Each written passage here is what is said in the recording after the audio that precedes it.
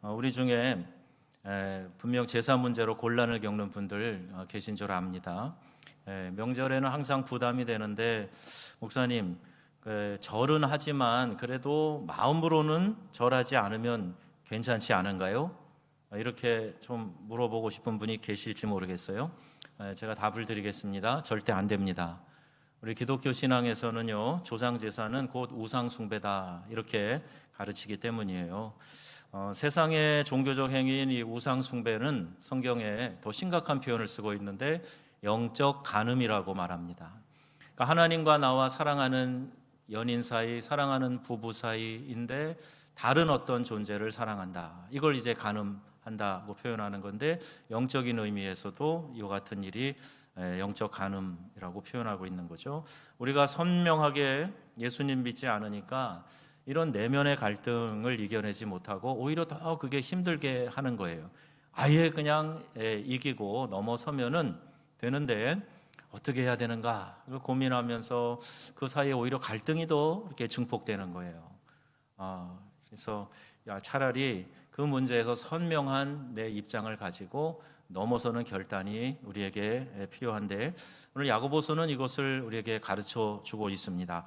마귀를 대적하라. 그러니까 근본적인 문제는요, 사실 우리 눈에 안 보이는 영적인 문제들이에요. 그러니까 마귀가 우리에게 와가지고 자꾸 이런저런 것들을 집어넣는데, 그것도 모르고 그냥 일상에 일어나는 일처럼, 아니 내 생각에서 결론되어지고 내 생각에서 일어나는 작용처럼 이렇게 생각하니까 자꾸 거기 넘어집니다. 이런 마음이 들어올 때, 이런 생각이 들어올 때 사탄 마귀를 향해서 대적하면서 이겨내야 되는데 누가 적인지 모르니까 자꾸 거기에 넘어지게 되는 거예요. 여러분, 마귀가 원흉입니다.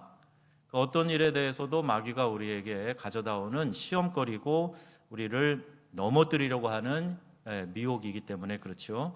마귀는요, 우리 안에 욕망과 탐심과 정욕과 이런 것들을 가지고 오는데, 세상 문화라는 것을 이용해서 자꾸 우리에게 와서 속삭이는 거예요. 이 시대는 그러면서 이야기를 합니다. 이 시대 문화는 그러면서 야, 너 너무 고리타분하다 그렇게 생각하는 거 아니야. 그러니까 오히려 사람들에게 전도가 안 돼. 이렇게 마치 큰 마음을 먹고 있는 융통성 있는 사람인 것처럼 우리에게 다가와서 유혹을 하는 거예요. 그렇게 하니까 그 전략대로 따라가게 되면은 자꾸 하나님으로부터는 멀어지고, 그리고 세상과 가까워지게 돼요. 세상과 짝하게 되고, 그러면 점점 더 하나님의 은혜를 잃어버리게 되는 겁니다. 세상과 가까울수록 하나님의 은혜는 멀어지게 된다 하는 사실을 우리가 꼭 기억을 해야 됩니다. 세상 재미를 느끼기 시작하잖아요. 그러면은 하나님 앞에 나와서 예배하는 일이 자꾸 피곤해지고 귀찮아지고 뭔가 자꾸 얽어매는 것 같고 불편하고 이렇게 되는 거예요. 정말 세상이 재미있나? 아니요. 그냥 겉에 강정을 발라놓은 쓴 쑥이 속에 들어있는 것과 같습니다.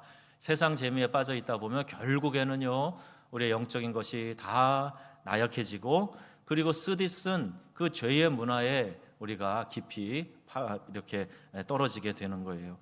세상과 가까울수록 하나님의 은혜는 멀어진다. 이걸 우리가 꼭 생각해야 됩니다. 그리고 은혜가 고갈되면 우리가 자꾸 우리 안에 시기와 또는 분쟁, 싸움 이런 것들이 일어나게 돼요. 갈등하기 시작하면 마귀는 우리로 하여금 상대방을 원수로 생각하게 만들어요.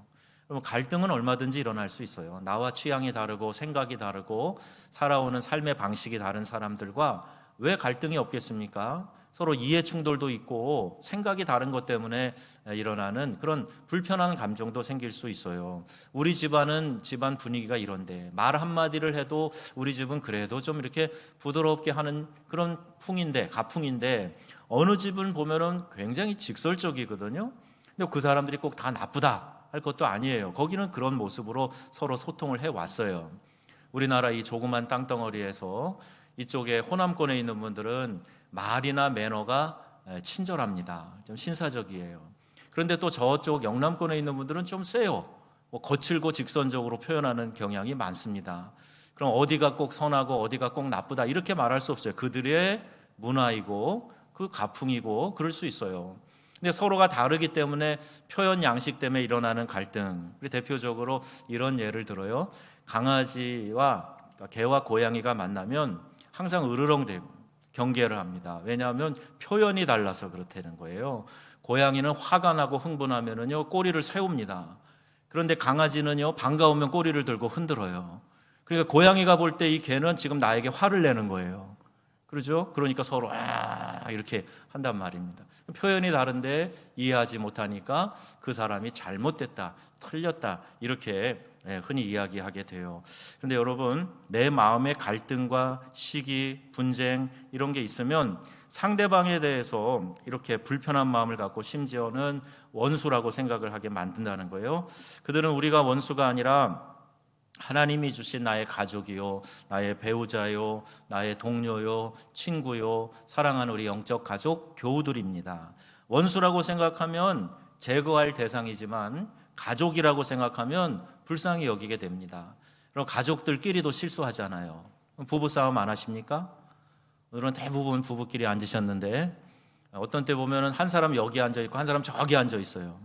그럼 그날은 약간 분위기가 좀 다르게 느껴지는 경우가 있습니다. 왜 그런지 모르겠어요. 근데 이제 부부 사이에서도 다툼과 갈등이 일어날 수 있는데 내 자식도 부모에게 못되게 말하고 대들고 말하는데 말 안 듣고 이렇게 반항하고 그럴 수 있단 말입니다. 그런데 가족이면 이해가 돼요. 이해하는 마음으로 다가서고 또 이해하려고 하니까 그래 맞아 내가 좀 심했지 그러면서 금방 또 화해하고 다시 하나 되고. 그래서 부부싸움은 칼로 성경 어디 나오죠? 성경에는 안 나오는데 우리 속담에 부부싸움은 칼로 물베기, 칼로 물을 베봐야 금방 흔적도 없고 다시 합쳐지는 것처럼 부부가 그렇다는 거예요. 가족이니까. 그런데 마귀는 항상 나에게 반대한 사람, 나를 불편하게 한 사람, 그 사람을 원수로 생각하게 만드는 거예요. 그래서 가족 안에서 일어날 수 있는 그런 용서와 포용과 화해 이런 것들로부터 자꾸 멀어지게 만드는 거죠. 여러분, 저 사람은 나의 원수가 아니다 라는 생각 하나만으로도 많은 갈등을 줄여나갈 수가 있어요. 대적해야 될 대상을 정확하게 우리가 알아야 됩니다. 싸움의 대상을 정확하게 모르면 엉뚱한 싸움을 하게 되고 아군들끼리 서로를 희생시키는 그런 끔찍한 결과를 갖게 되는 거예요. 대적해야 될 대상, 문제의 근원 바로 마귀입니다. 우리가 마귀를 대적할 때 마귀가 물러가면서 갈등이 해소되고 평화가 임하는 것을 자주 경험하게 됩니다. 그런 여러분 마음에 불편함이 막 생기고 무엇인가 막 이렇게 마음에 분함이 일어나고 화가 나고 그러면은요, 먼저 상대방을 생각하지 말고 이러한 마음을 가져다주는 마귀를 먼저 대적하시기 바랍니다. 그러면 많은 경우에 마음이 가라앉으면서 그래 맞아 하고 기도의 방향이 바뀌는 것을 보게 돼요. 자, 그리고 하나님을 가까이 하라 그랬죠. 마음의 갈등이든 관계의 문제이든 갈등을 해소하기 위해서는 은혜가 있어야 돼요. 은혜가 충만하면 이 갈등에서 쉽게 이렇게 넘어서게 됩니다. 더 큰 은혜를 받기 위해서는 그 은혜의 원천이신 하나님께 더욱 가까이 가야 됩니다. 여러분, 은혜는 하나님께로부터 주어짐을 믿습니다. 내 기분에 따라서 은혜 받았다 안 받았다가 아니에요. 어떤 분들은 가끔 내 기분 좋으면 은혜 충만하다 생각하는데 그건 내 감정이지, 은혜는 하나님으로부터 오는 거예요. 하나님이 부어주실 때 은혜가 있는 겁니다. 오늘 이제 찬양팀 찬양 인도하실 때에도 우리 장로님도 그런 기도 하셨는데 하나님이 받으시는 찬양을 드리고 하나님께만 초점을 맞추고 그래서 하나님이 부어주시는 은혜가 있으면 감격하는 거예요. 그런데 찬양을 인도하면서 내가 어떻게 잘해서 좋은 멘트를 줘서 뭐 음악을 이렇게 구성을 잘해서 내가 잘해가지고 은혜를 받을 수 있는 그런 것이다 그러면 그럼 그건 내공적이 되는 거고 그건 하나님 주시는 은혜가 아니에요. 좋은 음악으로 좋은 무드와 감정으로 표현으로 어느 정도 도움이 될 수는 있지만 은혜의 근원은 누구시다? 하나님이세요. 하나님이 은혜를 부어주셔야 하는 겁니다. 그러니까 더 하나님께 집중해야 되겠죠. 하나님 우리에게 은혜를 부어 주시옵소서. 그건 기도해야죠. 우리 찬양대와 또 기도하시는 장로님과 저와 예배 들어오기 전에 함께 기도를 드려요. 그 기도의 내용이 뭐냐 하면 하나님, 저희를 통해서 온 회중이 함께 은혜 받고 하나님께 영광 올려드리는 예배가 되게 하여 주옵소서. 그 기도예요. 초점을 하나님께로 맞추는, 이 간음자를 하나님께로 맞추는 그런 기도의 시간인 것이죠. 짧은 기도지만 그 마음을 가지고 예배에 임하게 되는 겁니다. 제가 설교를 잘 해가지고 이렇게 조직하고 이렇게 말을 하고 이런 예화를 쓰고 이렇게 하고 이렇게 하면 성도들은 반드시 은혜를 받을 것이다. 이게 착각입니다. 설교자의 착각이에요. 모든 것을 준비를 하되 은혜는 누가 주시는 거예요? 하나님이 주시는 거예요. 그래서 여러분 기도할 때 설교자를 위해서 기도 늘 하시잖아요. 하나님, 은혜를 부어 주시옵소서. 목사님 설교를 통해서 우리가 은혜 충만하게 하여 주시옵소서. 하나님께 구해야 돼요. 그래야 하나님께서 그 은혜를 우리에게 베풀어 주시는 줄로 믿습니다. 은혜의 원천은 하나님이시기 때문이에요. 야고보서 4장 5절 말씀 한번 읽겠습니다. 너희가 하나님이 우리 속에 거하게 하신 성령이 시기하기까지 사모한다 하신 말씀을 헛된 줄로 생각하느뇨. 성령이 시기하기까지 사모한다. 우리 안에 거하게 하신 성령이 시기하기까지 사모한다. 이 말은요, 그 정도로 열심히 하나님의 은혜를 구한다, 그런 뜻이에요. 자, 8절 말씀 한번 읽어볼까요? 시작. 하나님을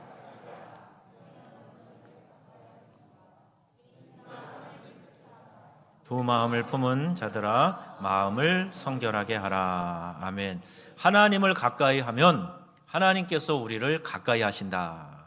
그럼 하나님이 조건적인 사랑을 하신다, 그 얘기인가요? 아니요. 반대로 하나님은 늘 사랑이, 긍휼이 풍성하신데 우리가 얼만큼 간절히 하나님을 찾고 하나님께 나아가느냐에 따라서 우리가 그 은혜를 깨닫는 것이 커지는 거예요. 깊어지는 거예요. 그러니까 준비가 된 만큼, 마음의 준비가 된 만큼, 열정을 가진 만큼 하나님의 은혜와 사랑을 깨닫게 되는 줄로 믿습니다. 그래서 늘 그걸 여러분에게 목회자로 부탁을 드려요. 열정을 가지고 하나님을 가까이 하시라, 그 얘기입니다. 예배 나와라, 예배 나와라, 자리 한 자리 채우는 의미가 아니에요. 그만큼 예배를 통해서 하나님께 가까이 가는 한 걸음 한 걸음을 여러분이 내딛는 것이기 때문에 그렇습니다. 마음을 정결케 하고 딴 마음 먹지 말고 두 마음 품지 말고 단 마음으로, 깨끗한 마음으로 하나님을 찾아라, 가까이 하라. 그러면 하나님의 은혜가 가까이에서 느껴지게 될 것이다, 그 말씀입니다. 하나님은 우리를 사랑하셔서 우리를 위해 하나뿐인 아들, 독생자 예수 그리스도를 십자가에 달려 죽기까지 내어주셨어요. 그리고 마음을 다하고 성품을 다하고 힘을 다해서 전심으로 그 하나님을 사랑하면 누구에게든지 하나님께서는 그 사랑을 나타내 주신다 그랬습니다. 아니, 여러분 생각해 보세요. 내가 최고의 좋은 것을 누구에게 줬어. 너무너무 사랑해서. 근데 그거보다 못한 거 못 주겠습니까? 얼마든지 줄 수 있어요. 하나님은 사랑하는 독생자 예수를 우리에게 선물로 주셨단 말이에요. 우리의 구원을 위해서. 그런데 그 하나님이 우리가 구하는 거 주시지 않겠느냐? 그렇게 말씀하시는 거잖아요. 간절히 하나님을 찾기만 하면 여기저기 기웃거리면서 여기저기 한 발 한 발 이렇게 딛고 서고 그런 게 아니라 정말 마음을 다해서 하나님을 의지하고 하나님 사랑하면 하나님 외면하지 않으시고 만나주시고 하나님 은혜를 베풀어 주신다, 이 말씀이에요. 자, 여러분, 하나님은 우리를 어떻게 사랑하시는가? 이렇게 마음 뜻과 정성 다하는 모든 사람을 하나님이 가까이 하시고 하나님이 그 자신을 나타내 주시고 사랑하신다는 거예요. 예배드리는 것보다 다른 일이 더 중요하다고 생각해서 자주 교회 빠지고 자식 때문에, 친구 때문에, 시어머니 눈치 보느라 이것이 여러분 하나님보다 더 중요하게 생각하기 때문에 우선순위 문제로 이렇게 될 때가 많아요. 또는 세상을 사랑하기 때문에 아직도 이 세상 재미에 내가 자유롭지 못해서 하나님 사랑하는 일을 최우선에 두지 못할 때가 있습니다. 여러분, 하나님 외에 다른 사람이나 다른 것을 섬기게 되면 하나님께서요 거룩한 질투를 하세요. 성령이 시기하기까지 사모한다는 말씀처럼 우리를 사랑하시기 때문에 하나님이 질투하시는 겁니다. 무슨 하나님이 그래? 근데 하나님을 잘 이해하라고 우리에게 이렇게 표현하고 계시는 거예요. 여러분, 질투에 대해서는 여러분 다 나름대로 일가견이 있으시잖아요. 나는 질투가 없다. 그런 분 계세요? 저는 질투가 없는 줄 알았어요. 그런데 이 나이가 들수록 제 안에 부글부글하는 질투가 있더라고요. 여러분은 질투가 없으시죠? 다 있으세요? 없으실 것 같은데. 특히 내 남편에 대해서 내 남편은 잘생기기도 하고 매너도 좋고 그래서 모든 주변의 여자들에게 사랑받았으면 좋겠다. 그런 마음이신 분 계세요? 이상하게 독점하고 싶죠. 남편이 나만 사랑했으면 좋겠죠. 다른 사람에게 자꾸 눈길만 줘도 마음이 불편하잖아요. 나만 사랑했으면 좋겠다. 여러분, 이런 마음이 드는 거, 자, 이것을 질투라는 큰 의미의 질투라는 단어로 지금 표현하고 계시는 겁니다. 진짜 여러분, 내가 사랑하는 사람은요, 그런 마음이 들어요. 남자니까 그럴 수 있죠. 이렇게 반응하는 사람은요, 한번 솔직한 대답을 들어봐야 돼요. 진짜 남편을 사랑하고 있는지 한번 물어봐야 돼요. 하나님이 오늘 우리에게 이 말씀을 하고 있습니다. 아내와 남편이 또 사랑하는 연인 사이라고 해도 서로를 또 바라보면, 서로가 서로를 이렇게 주목해서 마주보고 바라보면 실증도 나고 마음에 들지 않는 것들을 발견하고 실망하게도 됩니다. 제가 아는 지금 목사님이시죠. 이렇게 신학교에 좀 늦게 오신 형님뻘 되는 전도사님이 계셨는데 학교 다닐 때 결혼했어요. 결혼하고 와가지고 야 이리 와봐. 그리고 이렇게 같은 동기들 동생들 불러놓고 나는 여자는 무좀이 없는 줄 알았어. 그러는 거예요. 세상에, 제가 한참 동생인데도 저는 바보 같은 형이네 그런 생각이 들었어요. 여자가 무좀이 없는 줄 알았어. 그래. 같이 살다 보니까 코도 걸고 여러 가지 이렇게 평소에 상상하지 못했던 그런 모습들을 서로 발견하고 또 그게 어떤 경우에는 상대방에게 실망을 주기도 하고 그렇습니다. 하지만 주님을 바라보면서 서로가 주님을 향해서 이렇게 가까이 가게 되면은 이 간격이 좁혀지게 돼요. 우리 이성교제 할 때 그런 이야기를 제가 종종 합니다. 서로가 서로를 바라보면 꼭 불편한 일이 생기고 분쟁이 생길 수 있으나 예수님을 바라보면서 서로가 주님께 더 가까이 가면 가까이 갈수록 두 사람의 간격도 더 좁혀지게 되는 거야. 이런 얘기를 종종 해요. 그러나 바쁘고 또 힘들다는 이유로 하나님을 멀리하면 멀리할수록 사람 사이의 관계도 역시 멀어지는 그런 것을 경험하게 돼요. 죄로 인해서 하나님과 멀어지면 인간관계도 멀어집니다. 인간관계에 문제가 생길 때 먼저 점검해야 될 것은 나와 하나님과의 친밀함이에요. 친밀함을 내가 유지하고 있는가? 이걸 먼저 점검을 해봐야 됩니다. 그런데 많은 사람들이 이 원리를 놓치고 살아요. 주님을 가까이 하시기 바랍니다. 하나님을 가까이 하는 만큼 은혜가 임하고 그런 갈등의 문제도 우리가 넘어설 수 있게 되기 때문입니다. 부부관계가 좋아지고 자녀와의 관계가 좋아지고 주변 사람들과의 관계가 하나님을 향해서 가까이 가면 갈수록 그러한 모든 문제들이 해결되고 좋아지는 그런 모습을 보게 됩니다. 그럼 어떻게 하나님을 가까이 할까? 첫 번째, 어떻게 가까이 할까? 겸손하라. 그래서 오늘 말씀 겸손하라. 6절 말씀을 한번 읽어보겠습니다. 6절, 하나님이 교만한 자를 물리치시고 겸손한 자에게 은혜를 주신다 하였느니라. 아멘. 야고보서 이 말씀이 자주 등장을 합니다. 겸손하라는 거예요. 낮은 곳으로 하나님의 은혜가 임하기 때문에 마음을 높은 데 두지 말아라, 교만하지 말아라, 낮은 데 마음을 둬라, 겸손해라, 이렇게 말씀하고 있어요. 10절 말씀에 좀 구체적으로 10절 말씀 띄워보세요. 주 앞에서 낮추라, 그리하면 주께서 너희를 높이시리라. 아멘. 자기 자신을 하나님 앞에서 낮추라. 그러면 하나님께서 그를 높여주신다. 겸손하지 않으면 하나님께 가까이 다가갈 수 없습니다. 물이 낮은 곳으로 흘러 모이듯이 낮은 곳에 하나님의 은혜가 임한다. 근데 여러분, 이 부분은요, 우리가 조금만 방심하면 놓치기 쉬워요. 조금만 방심하면 어느 틈에 내 마음이 높은 자리에 올라와 있네, 금방 교만을 떨고 있네, 이걸 발견하게 됩니다. 자꾸 우리 자신을 쳐서 복종시켜야죠. 말씀 앞에 비추어서 나의 연약함과 부족함을 깨닫고 하나님의 도움을, 긍휼을 구하는 삶을 살아야죠. 자, 그렇게 해서 두 번째, 복종하라 했습니다. 하나님의 뜻에 복종하면 은혜를 받아요. 7절 말씀, 그런즉 너희는 하나님께 복종할지어다. 복종 말 그대로 무조건 항복하는 것처럼 무조건 하나님 앞에 순종하는 것을 말해요.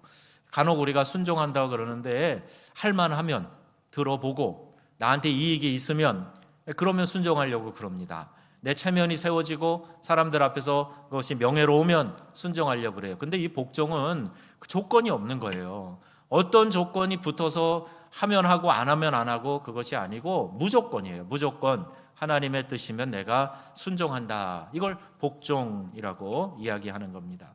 하나님께 복종하는 것은 하나님의 말씀을 철저히 순종하는 거예요. 오늘 주신 말씀을 마음에 새기고 그 말씀을 지키기 위해서 내가 최선을 다하는 겁니다. 여러분 기억하세요. 하나님은 항상 완벽을 우리에게 요구하지 않으세요. 우리가 완벽한 존재가 아니에요. 여전히 죄의 유혹과 또 이 어그러진 세상에서 살기 때문에 완벽할 수가 없어요. 그러나 하나님이 우리에게 요구하시는 것은 뭐라고요? 최선을 다하는 겁니다. 내가 죄의 유혹과 싸워 승리하도록 최선을 다하는 거예요. 시험에 넘어지지 않도록 기도에 깨어있는 최선을 다하는 거예요. 그러면 하나님의 은혜가 자연스럽게 우리에게 임하는 것을 봐요. 오늘 주신 말씀을 우리가 새기면서 최선을 다해야 되겠다. 지금 내가 할 수 있는 여건 안에서 내가 최선을 다해야 되겠다. 그런 마음의 결단을 하시는 우리 모두가 되기를 주님의 이름으로 축원합니다. 그래서 남을 용서하는 일, 더욱이 나를 핍박하고 나를 음해하고 어려움을 준 사람, 나를 모욕하고 폭력을 가한 사람, 그 사람 용서하는 거 쉽게 안 됩니다. 우리 사람들이 다 자존심이 있는데요, 내가 누군가에게 자존심이 짓밟혔다. 근데 그 사람을 너그러운 마음으로 편안하게 쉽게 용서할 수 있는 사람, 아마 성인군자라도 어려울 거예요. 천사가 이 땅에 내려와 산다 그래도 아마 1년만 살고 나면 어렵다고 생각을 할 거예요. 이게 마음대로 되는 게 아닙니다. 그런데 내 감정 절대 내 스스로 어떻게 할 수 없어도 그래, 그까짓 내 감정 내려놓고 말씀 따라서 말씀이 요구하는 대로 그냥 순종하면서 한번 해봐야 되겠다. 이런 의지의 실천을 하라고 말씀하고 있는 거예요. 여러분 생각해 보세요. 내가 감정이 동해서 그게 될 확률은 매우 낮습니다. 아무리 고매한 인격을 가지신 분이라고 해도 내 감정이 다 동해서 그냥 그렇게 나를 핍박하고 음해하고 미워하고 나를 못되게 대하는 사람을 내가 그냥 감정이 동해서 사랑하는 거, 이거 어려워요. 그래서 성경은 우리에게 사랑을 명하고 있는 겁니다. 하나님을 사랑하는 것처럼 내 이웃을 내 자신처럼 사랑하라고 말씀하시고, 용서에 대한 것도 포용에 대한 것도 그렇게 우리에게 명하여 말씀하고 계시는 거예요. 심지어는 기쁨도 우리는 감정이라고 생각하잖아요. 그런데 기쁨조차도 우리에게 명하고 계세요. 내가 너희에게 명하노니 기뻐하라 라는 말씀이 제일 많이 나오는 데가 빌립보서예요. 빌립보서. 바울이 로마 감옥에 갇혀 있으면서 옥 밖에 있는 빌립보 교인들에게 보낸 편지인데, 그런 상황에서도 바울은 자기의 기쁨을 유지하기 때문에 그 기쁨의 서신을 교인들에게 보낼 수 있었던 거잖아요. 나로 인해서 근심하지 말아라, 상황이 어렵다고 낙심하지 마라, 좌절하지 말아라, 기뻐하라, 기뻐하라 말씀하고 있는 거예요. 이것은 의지적인 기쁨이라 그랬죠. 여러분 감정에 의지하지 마세요. 여러분 감정은 믿을 만한 게 못 됩니다. 수시로 바뀌어요. 변덕도 그런 변덕이 없어요. 내가 내 감정을 이렇게 보면요, 막 바뀌는 게 우리 사람의 감정이에요. 그러니까 말씀을 기준에 놓고 그 말씀이 내게 명한 대로 의지적인 순종을 해야 되는 거예요. 사랑도 마찬가지입니다. 이 관계 회복도 마찬가지예요. 기뻐하라 하는 것도 의지적인 순종이 있을 때, 말씀 따라 순종할 때 그것이 하나님의 의를 이루는 것이고 하나님이 기뻐하시는 것이고, 그게 말씀을 가까이 하는 거고 승리하는 삶의 비결이 되는 줄로 믿습니다. 갈등이 있습니까? 서운하고 상한 마음이 있습니까? 그럼 먼저 하나님의 은혜를 생각하세요. 그럴 수가 있어. 이건 내 논리지만 하나님은 그 논리를 넘어서 우리를 용서하기 위해 십자가에 달려 죽으신 거예요. 아무 말씀 없이. 만약에 예수님이 우리에게 그럴 수가 있어 라고 말씀하셨다면 우리 중에 살아남을 사람이 누가 있겠습니까?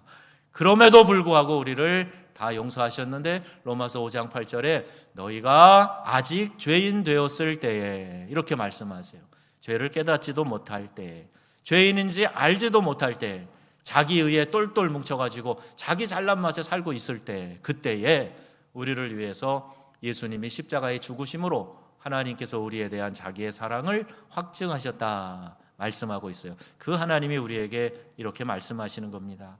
마음으로는 용서하기 싫어도 의지적으로 복종하면 하나님의 은혜가 임하면서 갈등이 회소되고, 갈등이 회소되면 많은 치유가 우리 안에 마음으로 육체로 임하게 되는 겁니다. 여러분, 영과 육으로 건강하시기를 축복합니다. 네, 그러려면 이 말씀에 우리가 순종해야 돼요. 자, 세 번째는 회개하라. 4장 8절 하반절 말씀 읽겠습니다. 죄인들아 손을 깨끗이 하라. 두 마음을 품은 자들아 마음을 성결하게 하라. 아멘. 예, 우리에게 회개하라 말씀하고 계세요. 9절 말씀도 읽어볼까요? 9절 슬퍼하며 애통하며 울지어다. 너의 웃음을 애통으로 너의 즐거움을 근심으로 바꿀지어다. 아멘. 그러니까 우리가 먼저 하나님 앞에 애통하는 그런 마음을 가져야 진정한 기쁨이, 하나님이 주시는 기쁨이, 내 심령 깊은 곳에서 솟아나는 그 기쁨이 우리에게 임하게 된다는 거예요. 여러분, 즐거움과 기쁨은 다르다 그랬죠? 즐거움은요, 내가 노력해서 오락 같은 거 있잖아요. 이런 걸 통해서 즐거움을 찾을 수가 있어요. 영어에는 pleasure라고 합니다. 그런데 영어의 또 다른 기쁨, joy가 있어요. 그 기쁨은 내 심령으로부터, 내 속으로부터 여기에서 터져 나오는 기쁨이에요. 그래서 우리 복음성가 부를 때 내게 샘솟는 뭐예요? 기쁨 그러잖아요. 샘솟는 기쁨. 이 안에서 솟아나는 그 기쁨을 말하는 겁니다. 여러분, 그러려면 먼저 마음을 깨끗이 해라. 두 마음 품지 말아라. 한 마음으로 먼저 내 자신의 죄를 바라보며 슬퍼하며 애통하며 회개하게 될 때, 그때 하나님께서 주시는 이 조이의 기쁨, 내 안에서 솟아나는 샘처럼 솟아나는 그런 기쁨을 우리가 경험하게 되는 줄로 믿습니다. 여러분, 그걸 위해서 기도하셔야 돼요.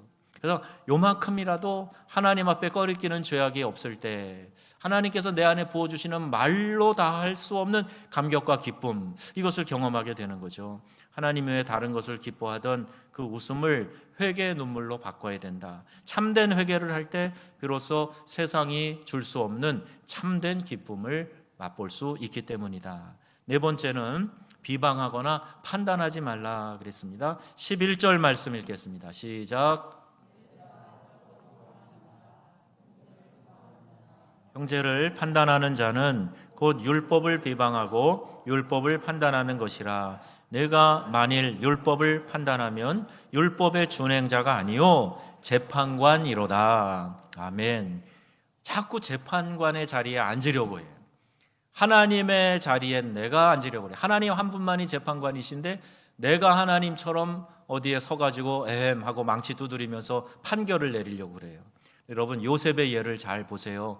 형들이 막 불안해하고 아버지 돌아가시고 저 녀석이 우리를 이제 해코지하면 어떡하나 막 그 불안에 휩싸여 있을 때 요셉이 딱 한마디 던지잖아요. 내가 하나님을 대신하리이까. 이렇게 말해요. 내가 하나님을 대신하리이까. 영어 표현에 보면 내가 하나님의 자리에 서리이까. 이렇게 말하는 거예요. 하나님이 판단자이시지 내가 판단자가 아닙니다. 형들 걱정하지 마세요. 두려워하지 마세요. 그렇게 이야기를 하는 겁니다. 여러분, 하나님을 가까이 하는 사람은 다른 사람을 비방하지도 않고 판단하지도 않습니다. 나도 용서받은 죄인이기 때문에, 나도 하나님의 긍휼 때문에 살아있는 사람이고 그 긍휼 때문에 구원받은 사람이기 때문에 다른 사람을 판단하고 정죄하지 않아요. 1만 달란트를 내가 탕감받았기 때문에 100데나리온 빚진 사람을 정죄하지 않아요. 아무런 판단 기준도 없는 무골호인되라, 그런 뜻 아니라 그랬죠. 이단도 원수의 계략도 판단하고 분별해야 속아 넘어가지 않을 수 있어요. 이 말의 의미는 뭐냐? 파괴적인 판단을 말하는 거예요. 이기적인 판단을 말하는 거예요. 나는 100% 옳고 네가 100% 틀렸다, 이런 식의 정죄를 말하는 거예요. 자기 욕심으로 자신이 다 아는 것처럼 그렇게 판단하지 말라는 뜻입니다. 우리는 그 누구도 완전한 절대적인 판단을 할 수 없기 때문입니다. 다 자기 주관적인 판단을 하고 있는 거예요. 내 생각이 절대 진리다라는 것은 큰 독선이요 교만입니다. 12절 말씀 같이 읽어볼까요? 12절 말씀, 입법자와 재판관은 오직 한 분이시니 능히 구원하시기도 하시며 멸하기도 하시느니라. 너는 누구이기에 이웃을 판단하느냐. 아멘. 너는 누구이기에 내 이웃을 판단하느냐. 판단은 하나님께 맡기고 내가 정죄하지 않고 하나님의 다스리심을 기다리는 거예요. 하나님은요 덧나지 않게 다스리셔요. 우리 사람이 하려고 그러면 자꾸 덧납니다. 잘한다고 하는데 이게 잘 안 돼요. 내가 분명히 옳게 한다고 하는데 결과는 이상한 대로 삐쳐나갑니다. 럭비공이 튀듯이요. 럭비공이 탕 튀면 어디로 갈지 모르잖아요. 그렇게 튀어나가는 경우가 많아요. 그러니 판단은 하나님께 맡기고 하나님의 다스리심을 기다리는 거예요. 그게 옳은 일입니다. 자, 그러면 우리가 어떻게 하면 이 일을 할 수 있을까? 예, 목사님 잘 알았습니다. 그렇게 해볼게요. 근데요, 안 됩니다. 안 돼요. 내 마음이 그게 잘 안 됩니다. 용서가 잘 안 됩니다. 이렇게 반응하고 싶은 분이 계실 거예요. 어떻게 하면 될까요? 그러면 자, 두 가지 예를 가지고 왔어요. 두 가지 예를 한번 잘 들어보세요. 항공 비행의 선구자인 핸드릭 페이지라는 사람이 직접 경험을 한 거래요. 비행기를 조종하고 있는데 비행기 안에 반갑지 않은 손님이 탔어요. 쥐가 한 마리 탔어요. 그럼 무언가 자꾸 이렇게 소리가 나는데 뭐를 긁고 있는 것 같은, 갉아먹고 있는 것 같은 그런 소리가 나더라는 겁니다. 저 쥐를 그대로 뒀다가는 기계에 손상이 가고 사고가 날지도 몰라. 어떻게 하지? 하다가 묘안을 떠올립니다. 바로 비행기 고도를 높이는 거예요.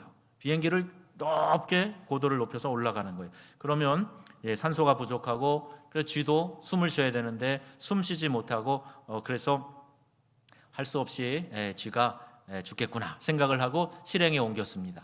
그리고 높이 고도를 높이 올라가면 올라갈수록 점점 소리가 약해지는 것 같더니 그리고 나서 이제 나중에 목적지에 도착했을 때 조종실 안에 죽은 쥐를 발견할 수 있었다. 이런 이야기입니다. 제가 무슨 이야기를 드리는지 여러분 이해하실 거예요. 또 하나의 예인데 워츠만 리라고 하는 중국 가정교회 지도자이죠. 그분이 그 이야기를 썼어요. 내가 너무 사역에 힘들고 지쳐 있을 때 막 정말 기도할 힘도 나지 않고 막 몸에 에너지가 다 소진되고 그럴 때 하나님께 간구했다는 거예요. 하나님, 저 좀 어떻게 살려주세요. 저 어떡합니까? 이렇게 많은 일들, 많이 다가오는 문제들, 왜 내 앞에는 이렇게 어려운 문제들이 많이 생기는 겁니까? 하나님, 늘 돌뿌리같이 걸려 넘어지고 이런 어려운 문제들 하나님 도와주세요. 기도를 했는데 하나님이 깊은 기도 가운데 환상을 보여주신 거예요. 그 앞에 큰 물줄기가 지금 워치만리가 있는 그 강에 흐르게 하신 거예요. 이렇게 물이 저적저적한 그곳을 걸어가던 워치만리가 물줄기가 확 넘실거리니까 거기서 막 이렇게 헤엄을 치는 그런 모습을 보여주셨다는 거예요. 그러면서 이제 깨닫게 된 거죠. 아, 이게 은혜의 강물이구나. 은혜의 강이 이렇게 충만하게 넘실거리니까 내가 다니면서 돌뿌리에 걸려 넘어지고 쓰러지고 하는 그런 일들이 없어졌구나. 그 강물 위에 올라가서 헤엄치면서 유유자적하는 그 모습을 보면서 깨달았다는 거예요. 하나님, 이제 기도를 바꾸겠습니다. 나에게 이렇게 힘든 일, 이런 것들을 없애달라는 기도 대신에 하나님, 나에게 이 은혜의 강물이 넘실거리게 하여 주옵소서. 은혜의 강물이 넘치도록 흘러가게 하여 주시옵소서. 이렇게 기도를 바꾼 거예요. 그러니까 은혜가 충만하니까 걸려 넘어지는 게 없고 웬만한 것들에서 넘어서며 승리하니까요, 스트레스도 안 받고 더 힘이 나고 그랬다는 거죠. 자, 여러분, 내가 충만한 은혜에 잠겨 있는 것, 그게 중요합니다. 그걸 먼저 점검하셔야 돼요. 왜 내 주변에는 이런 사람이 있어? 왜 나에게는 이렇게 돼? 그거 이전에 내가 지금 충만한 은혜의 강물에 헤엄치고 있는가? 은혜의 고도를 높이 올려가지고 다른 잡스러운 소리가 들리지 않을 만큼 높이 은혜의 고도를 높여서 믿음 생활을 하고 있는가? 이걸 먼저 체크하시라는 거예요. 자꾸 마음에 시험이 오고 열심히 식어지고 자꾸 하나님으로 가까이 가기보다는 세상으로 나가려고 하고 그러면 여러분 은혜의 고도를 높이시기를 바랍니다. 우리가 무엇으로 갈등을 해소합니까? 갈등은요 은혜로밖에는 해소가 안 돼요. 자, 나를 한번 단판을 지어보자 말로 해소됩니까? 절대 안 됩니다.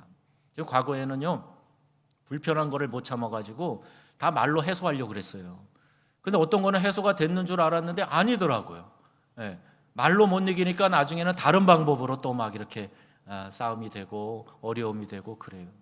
은혜의 고도를 계속해서 올려야 됩니다. 더 큰 은혜를 사모하고 은혜의 깊은 강물이 흐르게 해서 그 은혜를 누리게 되면 갈등과 시기, 다툼과 질투 이런 것들이 사라지게 된다는 거죠. 은혜가 늘어나는 만큼 이런 어려운 문제들도 자연스럽게 사라지게 됩니다.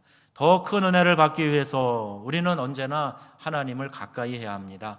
겸손한 마음으로 말씀에 순종하고 회개로 돌이키고 비방하거나 판단하지 않을 때 우리는 하나님께 가까이 다가갈 수 있는 것입니다. 대적해야 될 원수, 죄의 원흉인 마귀 우리가 대적하고 하나님을 가까이 하는 삶을 살아서 여러분 주님께 큰 영광 올려드리는 믿음의 귀한 권속들이 다 되시기를 우리 주 예수님의 이름으로 축원합니다.